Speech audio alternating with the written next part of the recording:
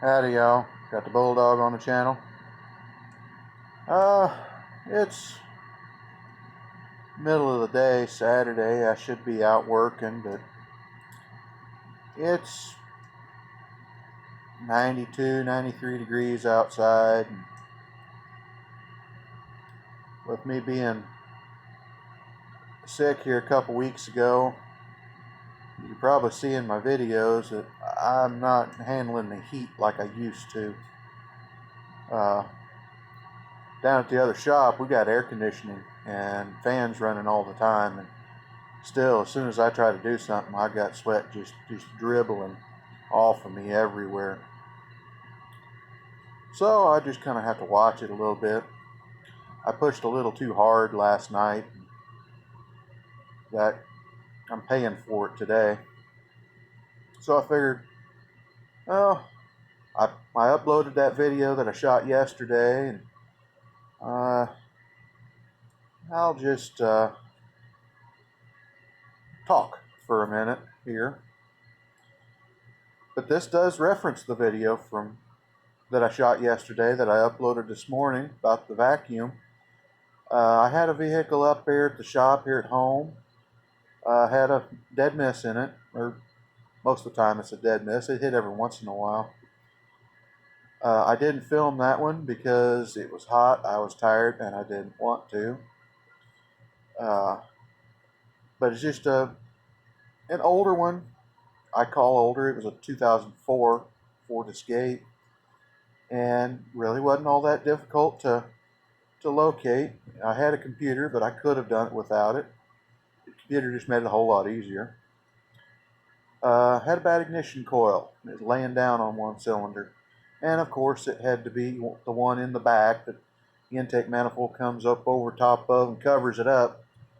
So I checked it and found out which one it was, and pulled the intake and pulled out that coil and took one from the front and stuck back there in that hole and moved the suspect coil to the front, and then put it all back together, started it up again, double checked, and sure enough, the misfire moved with it.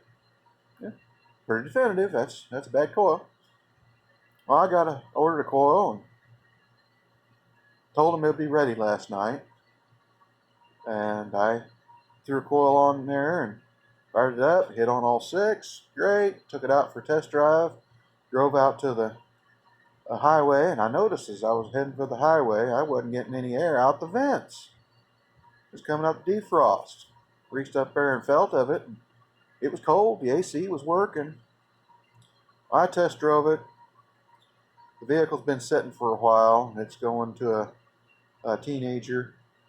I'm sure that she'll have them flat spots on the tires rounded back out pretty darn quick. Had a little bit of vibration at speed, which it happens. These cheaper tires we got now, they don't like sitting for any length of time at all. They'll flat spot. But, usually they round back out. Well, got home and I figured I'd better check. My brother needed some help. I went over there and helped pop a rim back on a tire over there. And I had already messaged the customer that it's done. Do you want me to look at this other problem? Well, at some point they said no, but is it ready to pick up? Well, I didn't get that message because I couldn't hear my phone. But they're real close. So when they didn't get a response from me, they just, well, we're in the area, we'll just swing by. And I kind of figured that was them when I saw it come in. I was still checking it out. But I had found the problem already. I was just trying to figure out if there was an easy way for me to fix it and just not charge. Well, they gave me a tip anyway. So, that's really nice. I appreciate customers that do that. But I showed him how to fix it. And that's just the biggest difference between one vehicle and the other. That Econoline van, only 2 years difference between this Escape. I don't think that they changed the body at all in that amount of time on the van. I think the 04 van was the same way. But whenever customers are asking a mechanic, can you give me a ballpark about how much it's gonna cost? A lot of times, no, I can't. I can't give you a ballpark figure because I don't even know what game I'm playing yet. That Econoline with the vacuum reservoir buried underneath the heater box, completely inaccessible. I mean, not even a small child would be able to reach it, nor would they know how to get it put back on. The area that the vacuum lines were going through, in a couple places, it is so small that I couldn't route the rubber line through it. You saw that line, little bitty thin plastic spaghetti line that they use. Well, the rubber line's a lot thicker. It's about 3 times as thick.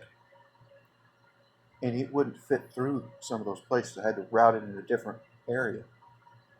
That's how tight that area was. This Ford Escape, vacuum reservoir bolted to the firewall right out in front of God and everybody. Vacuum line running across and running back into a hole. Now, I think what the deal was is the vacuum line was clipped into a grommet back behind the glove box. You push in some tabs and the glove box drops down, and you can look back in there and follow that line right back up to the firewall. So I was able to show the customer, hey, this line right here is unhooked from the line out there. It's been chewed off, broke off, something. But you have to grab hold of that line and get it yanked out, and it should line up pretty darn close to that line outside. I showed him that line. I said, that's what's wrong with the heater modes. This line needs to hook to this line. However you do it, it doesn't really matter. But that's what's wrong with it. So he took it, he's going to fix it himself. And it is that simple. Whenever you build something that can be serviced, same people, same company, but different design. A little bit of forward thinking can change things so much. That vacuum canister on that Ford Econoline is a small rectangular box. There's room for it under the battery, which I had removed. I had removed the battery and the battery box, thinking, well, maybe I can get underneath there. No, you can't. But there was room on the outside, possibly some room in the center, plenty of room between the battery and the radiator. There's, that much room in there, and the box is about that big.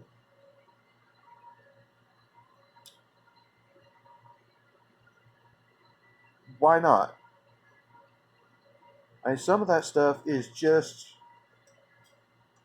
pure sloth on behalf of the engineering firm, the engineering people. I can kind of see what they were doing. They were building units. They piece all this together. They plug in the vacuum line. It points to the inside. It had a little short piece about that long that plugged into the T, went through that hole, and it's got a little grommet that plugs into the plastic, and it hooks up on the inside. So they could bolt this unit in and then reach inside and plug it in at the factory when they're building the vehicle. But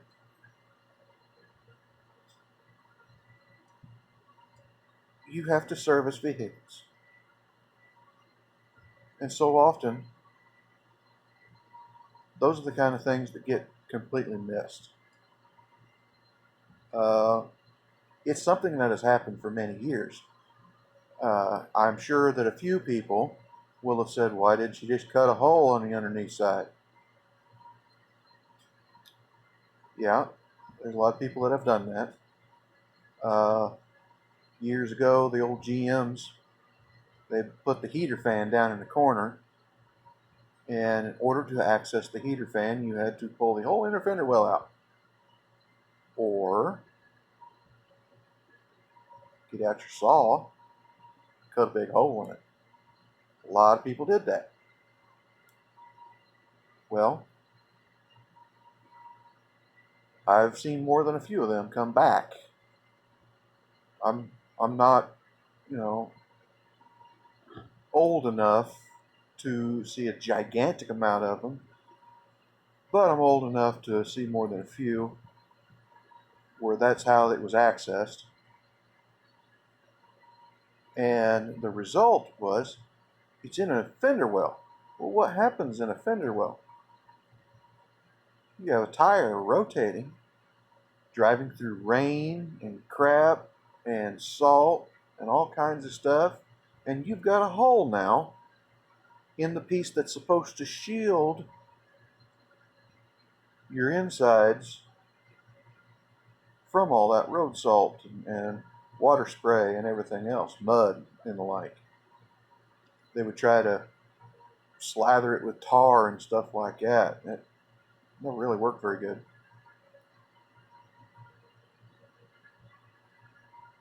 Unintended consequences of the engineering failure, unintended consequences of the cheap repair means that, well, you end up with problems, more problems down the road. So a little bit of forward thinking on the engineering side can go a long way into making the job a lot easier. Like, comment, subscribe, hit your little bell notification, share it all around. We'll talk to you later.